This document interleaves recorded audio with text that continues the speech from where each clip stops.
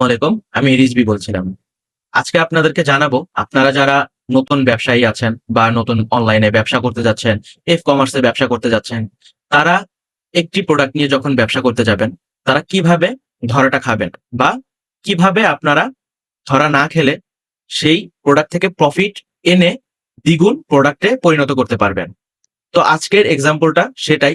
এবং যারা আগে থেকে ব্যবসা করেন এবং ব্যবসায় সমস্যা হচ্ছে, তারাও এই সমস্যাটির সমাধান করতে পারবেন। কিভাবে করবেন আজকের এই ভিডিওতে আপনাদেরকে সেটাই জানাবো। এখানে আপনারা দেখতে পাচ্ছেন যে আমি এখানে প্রশ্ন দিয়ে রেখেছি, যে ৩ টা প্রশ্ন আপনাদের কাছে দিয়েছি। এই ৩ টা যদি আপনারা চেঞ্জ করতে পারেন, আপনাদের প্রফিট অবশ্যই হবে। এখানে আমি প্রশ্ন দিয়েছিলাম, আপনার প্রোডাক্টের লাভ কমছে নাকি একই প্রোডাক্টে আপনি একইভাবে সেল করছেন? এটার মানে এই দাঁড়ায় যে একই offer, same add creative, same audience, same pricing, এবং এগুলো যদি আপনার সেম থাকে, তাহলে আপনি কখনোই একই প্রোডাক্ট থেকে প্রফিট আনতে পারবেন না। তো এটা করার জন্য আপনার কি করা প্রয়োজন? অনেক সময় প্রোডাক্ট শেষ হয়ে যায় না, আপনার সেলস করার অ্যাঙ্গেল শেষ হয়ে যায়। তো আপনি অ্যাঙ্গেলটা শেষ কখনোই করবেন না। আপনি বিভিন্ন স্টাইলে বিভিন্ন ভাবে কনটেন্ট মেক করতে থাকবেন এবং বিভিন্ন ভাবে অফার দিতে থাকবেন। সেই ক্ষেত্রে আপনার প্রোডাক্ট কখনোই ডাউনফলে যাবে না। সেটা অবশ্যই প্রফিটে থাকবে। এবং আমি এখানে দ্বিতীয় একটি প্রশ্ন করেছিলাম। আপনারা এখানে দেখতে পাচ্ছেন যে এখানে প্রশ্ন দেওয়া আছে, আপনি কিভাবে বুঝবেন এই প্রোডাক্টটা চেঞ্জ করার সময় এসেছে এবং কোন নতুন প্রোডাক্টে শিফট করবেন? এখানে কখন চেঞ্জ করবেন? হ্যাঁ, এখানে কখন চেঞ্জ করতে পারেন? আপনাকে দেখাচ্ছি আমি এখানে আপনি কখন চেঞ্জ করতে পারবেন।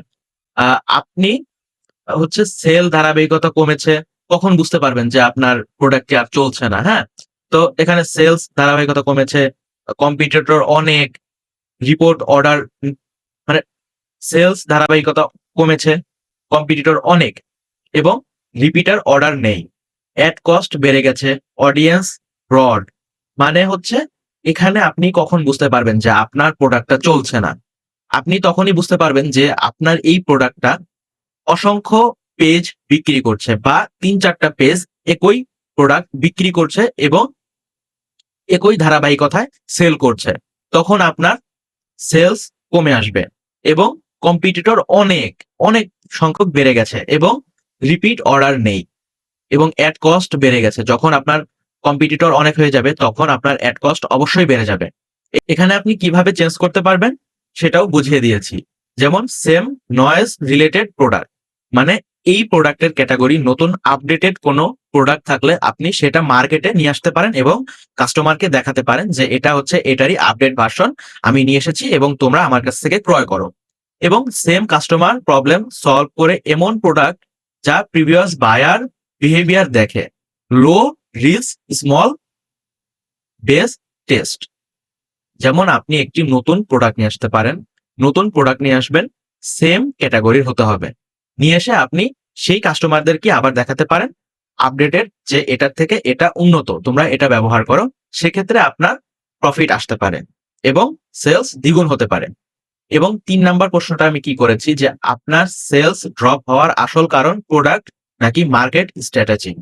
আপনি এখন প্রশ্ন করতে পারেন, আ আমার সেলস তো ঠিকই আছে, বাট আমার মার্কেটে কম্পিটিটর বেড়ে গেছে। তো তখন আপনার কি করতে হবে?